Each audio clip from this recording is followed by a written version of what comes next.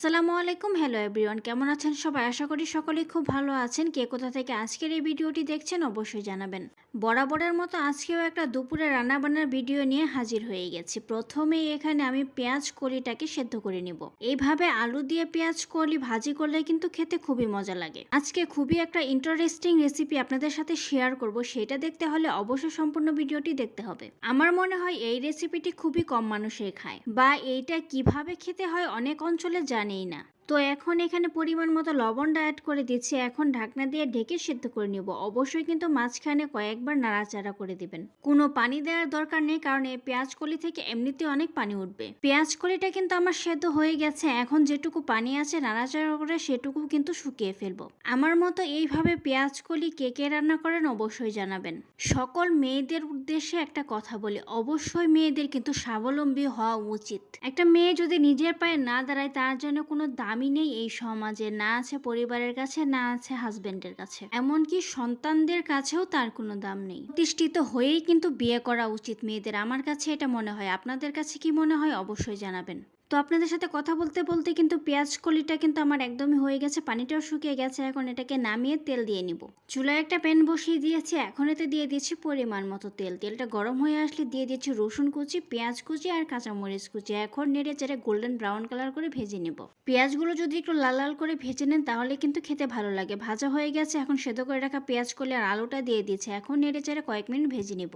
এই তো কয়েক মিনিট ভেজে নেওয়ার পর কিন্তু পেঁয়াজ কলিটা আমার একদমই ভাজা হয়ে গেছে। এখন এটাকে নামিয়ে নিচ্ছি আর অন্য একটা রান্না করে নিচ্ছি। চুলায় একটা কড়াই বসিয়ে দিয়েছি। কড়াইটা যখন গরম হয়ে এসেছে তখন দিয়ে দিচ্ছি পরিমাণ মতো তেল। তেলটা গরম হয়ে আসার পর এখানে দিয়ে দিচ্ছে জিরা ফোড়ন, তেজপাতা, দারচিনি, এলাচ। এখন দিয়ে দিচ্ছি রসুন কুচি আর পেঁয়াজ কুচি। এখন নেড়ে চেড়ে পেঁয়াজ আর রসুনটাকে ভালো করে ভেজে নিতে হবে। 4 থেকে 5 মিনিট পেঁয়াজ আর রসুনটাকে আমি ভেজে নিয়েছি। এখন এতে দিয়ে দিচ্ছি পরিমাণ মতো লবণ, হলুদের গুঁড়া, মরিচের গুঁড়া, জিরার গুঁড়া, ধনিয়ার গুঁড়া দিয়ে একটু নেড়েচেড়ে মিশিয়ে নিচ্ছি। এখন দিয়ে দিচ্ছি রসুন বাটা, আদা বাটা। এখন মশলাটাকে ভালোভাবে কষিয়ে নিতে হবে। নাড়তে নাড়তে যখন মশলা থেকে এরকম তেলটা ছেড়ে দিয়েছে তখন মশলাটা কষানো হয়ে গেছে। এখন এখানে দিয়ে দিচ্ছে আগে থেকে প্রসেসিং করে রাখা গরুর ফ্যাপড়া। এখন নেড়েচেড়ে মশলার সাথে কয়েক মিনিট কষিয়ে নিব।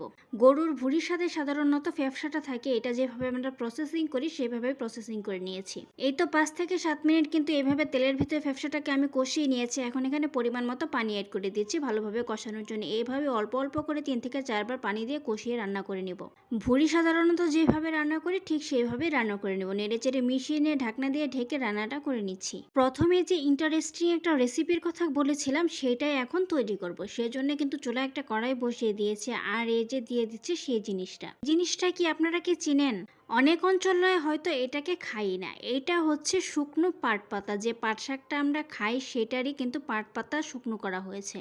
পাট শাকগুলো যখন বড় হয়ে যায় তখন এটাকে কুচি কুচি করে পড়লে রোদে শুকানো হয়েছে। এখন এটাকে খুব ভালোভাবে ধুয়ে পানিটা চিপে নিয়েছি।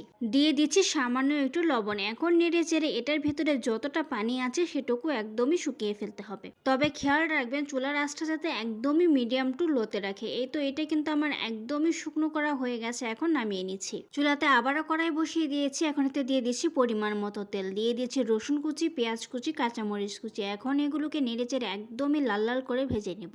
এই তো দেখতেই পাচ্ছেন একদমই কিন্তু লাল লাল করে ভেজে নেওয়া হয়ে গেছে। এখন যে পাট পাতাটা আগে শুকনো করে রেখেছিলাম সেটা দিয়ে দিচ্ছি।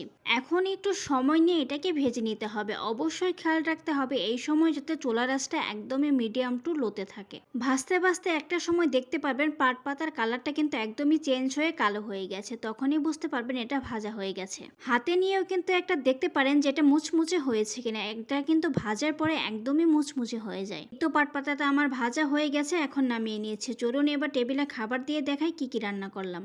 এই তো রান্না শেষ হয়ে গেছে, টেবিলে খাবারটাও দিয়ে দিয়েছে। এখন দেখাচ্ছি কি কি রান্না করলাম। এখানে ছিল সাদা ভাত, তারপর ছিল আলু আর পেঁয়াজ কলি ভাজি, এখানে ছিল শসা, ছিল লেবু, তারপর ছিল যে পাট পাতাটা ভাজি করে নিলাম সেটা। কে কে এই পাট পাতা খেয়েছেন অবশ্যই জানাবেন। তারপর এখানে ছিল শুটকির একটা তরকারি, এখানে ছিল মাসকলাইয়ের ডাল, আর এখানে ছিল গরুর ফ্যাপসা বোনা। এই তো ছিল আজকে দুপুরে খাবার দাবারের আয়োজন। আজকের ভিডিওটি কেমন লাগলো অবশ্যই জানাবেন। ভিডিওটি যদি ভালো লেগে থাকে লাইক কমেন্ট শেয়ার দিতে একদম ভুলবেন না। এরকম নতুন নতুন ভিডিও পেতে আমার ফেসবুক পেজটি ফলো দিয়ে রাখেন। যদি ইউটিউব থেকে দেখে থাকেন চ্যানেলটি সাবস্ক্রাইব করে দিবেন। দেখা হবে নেক্সট কোনো ভিডিওতে। সে পর্যন্ত সবাই ভালো থাকুন, সুস্থ থাকুন। আল্লাহ হাফেজ।